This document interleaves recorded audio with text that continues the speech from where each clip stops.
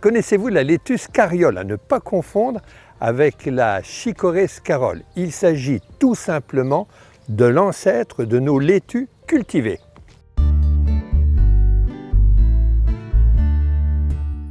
La laitue scariole est à la fois annuelle et bisannuelle. Elle est très envahissante, on la voit un petit peu partout, et surtout dans les sols calcaires, dans les grandes cultures, comme par exemple dans les champs de colza. Mais elle est aussi présente dans les jardins, là où il y a des arbustes, là où on la laisse plus ou moins tranquille, et même parfois dans le potager. Plante annuelle, la première année, elle passe quasiment inaperçue. Elle ressemble étrangement au pissenlit. Alors ici, on a affaire justement à la laitue scariole, qui est déjà développée, mais si nous étions en début de saison, ça ferait exactement une rosette, un petit peu comme les pissenlits, d'où la confusion. La seconde année, la laitue scariole grandit à une vitesse grand V. Elle peut dépasser 1,50 m d'auteur. Alors elle dépasse les autres cultures, on l'a dit, dans les céréales, dans les colzas, mais dans le jardin, vous allez la retrouver aussi bien au bord des fraisiers, dans un endroit où vous avez une petite haie. La laitue scariole est là, elle est très dominante.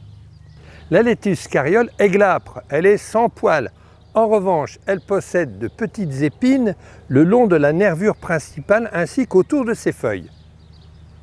Ces feuilles sont auriculées, engainées, c'est-à-dire qu'elles sont le long de la tige principale et il y a des petites poches juste à l'aisselle de cette feuille, capables dès le matin, s'il y a une petite rosée, de pouvoir réceptionner une gouttelette d'eau.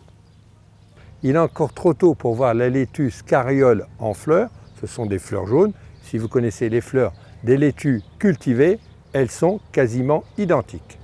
La laitue scariole est une plante pionnière, c'est-à-dire au moment où vous retournez une terre, un terrain, du sol, comme par exemple ici, c'est une des premières à s'installer. Alors elle est quand même envahissante, bien qu'on peut consommer les jeunes feuilles la première année, mais honnêtement, mieux vaut la supprimer dans un jardin potager, car quelque part, elle envahira tous les légumes.